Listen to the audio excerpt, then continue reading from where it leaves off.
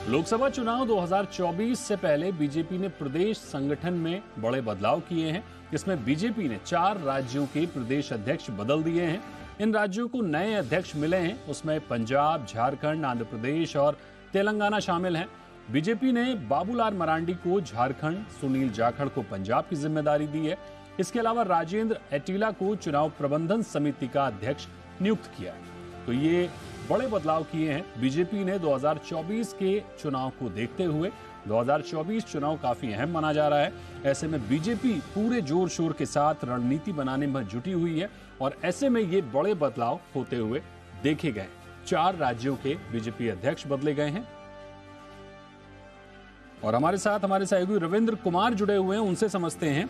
रविंद्र, ये बताइए कि 2024 के चुनाव के मद्देनजर ये अहम बदलाव किया गया है, कैसे देखते हैं इस बदलाव को और बीजेपी को इस बदलाव से कितना बड़ा फायदा मिलता दिख रहा है?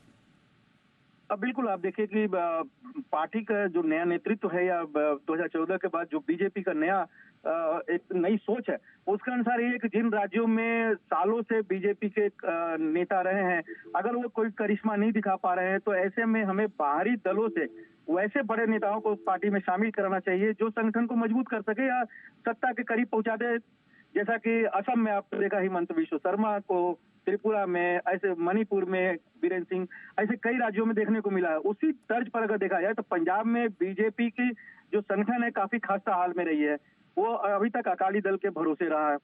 इसलिए कांग्रेस के जो पूर्व अध्यक्ष रहे हैं सुनील जाखड़, जो बलराम जाखड़ के बेटे हैं, उनको पार्टी का नया अध्यक्ष बनाया गया है पंजाब का। उसी तरह से अगर तेलंगाना की बात करें तो तेलंगाना में बंडी संजय अभी तक अध्यक्ष थे और वो बड़ी बड़ी रैलियां भी कर रहे थे, लेकिन उन्होंने प्रदेश संगठन में एकता नहीं बना के रखी। वहां के जो प्रदेश के नेतृत्व है उनसे उनका काफी मतभेद था और जिसके कारण से तेलंगाना विधानसभा चुनाव में बीजेपी की जो संभावनाएं हैं उस पर काफी असर पड़ रहा था। इसलिए उनको हटाकर जी किशन रेड्डी जो केंद्रीय मंत्री हैं उनको अध्यक्ष बनाया गया है। उसी तरह से एनटी रामाराव की जो बेटी हैं डी पुरंदेश्वरी, जो अभी महासचिव हैं, उनको आंध्र प्रदेश का अध्यक्ष बनाया गया है, जहां पर टीडीपी के साथ भी बातचीत चल रही है। तो पुरंदेश्वरी के बनने से ये जो टीडीपी के साथ बातचीत है उसकी संभावनाएं बढ़ सकती है और वहां पर जो इक्वेशन है वो बीजेपी टीडीपी के पक्ष में जा सकता है, तो उसको ध्यान में रखा गया। उसी तरह झारखंड में अभी तक बाबूलाल मरांडी वहां के नेता विपक्ष थे, अब उनको पार्टी का अध्यक्ष बनाया गया है क्योंकि जो केंद्रीय नेतृत्व है उनका मानना यही है कि झारखंड में रघुवर दास के बाद और जिस तरह से रघुवर दास, अर्जुन मुंडा और दूसरे नेताओं के बीच में एकता नहीं है, उसको देखते हुए बाबूलाल मरांडी सबसे बड़े नेता हैं, उनको अध्यक्ष बनाकर वहां पर 2024 के लोकसभा चुनाव और आगामी विधानसभा चुनाव इसकी तैयारी की जाए, इसलिए बाबूलाल मरांडी को बनाया गया है। तो कहीं न कहीं इन राज्यों में जो संगठन की स्थिति थी उसको बेहतर बनाने के लिए ही ये बदलाव किया गया है और जाहिर सी बात है इसका असर 2024 के लोकसभा चुनाव में देखने को मिलेगा। बिल्कुल। क्या ये बदलाव की पहली किश्त है? अभी अन्य राज्यों में भी इस तरह के बदलाव देखने को मिल सकते हैं? बिल्कुल बिल्कुल, कई राज्यों में, जैसे मध्य प्रदेश में काफी इस समय चर्चा है कि वहां के जो प्रदेश अध्यक्ष हैं उनको बदला जाए। उसी तरह से गुजरात में अभी सी आर पाटिल है जिनके नेतृत्व में पार्टी काफी बड़ी जीत हासिल की थी, उनका टर्म पूरा हो गया है।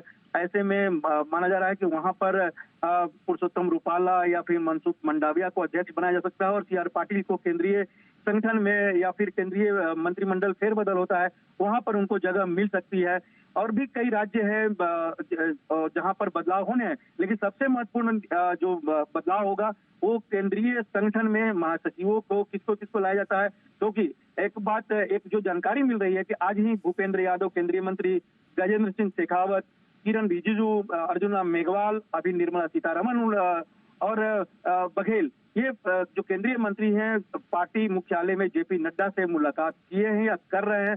तो कहीं ना कहीं संगठन और केंद्रीय मंत्रिमंडल में जो फेरबदल की संभावना जताई जा रही है, ये मुलाकात उसमें काफी अहम है क्योंकि कई लोगों को मानना है और सूत्रों का ये भी कहना है कि केंद्रीय मंत्रिमंडल से 2-3 वरिष्ठ मंत्रियों को पार्टी संगठन में लाया जाएगा। तो ये मुलाकात काफी अहम है। जिनको संगठन में जिम्मेवारी दी जाएगी उनको मंत्रिमंडल से हटाया जाएगा। जिस तरह से जी किशन रेड्डी को हटाया गया, तो जाहिर सी बात है केंद्रीय मंत्रिमंडल में भी फेरबदल हो सकता है, जिसकी तारीख अब जो नई तारीख की चर्चा है वो 9 तारीख जुलाई हो सकता है या फिर 11 जुलाई। तो कहीं ना कहीं जो एक वर्कआउट किया गया है प्रधानमंत्री नरेंद्र मोदी द्वारा 28 जून को गृह मंत्री अमित शाह और जेपी नड्डा के साथ 5 घंटे में, उसका ये सब नतीजा देखने को मिल रहा है। बिल्कुल, बहुत शुक्रिया करेंगे रविंद्र आपका इस अहम खबर पर हमारे साथ जुड़ने के लिए।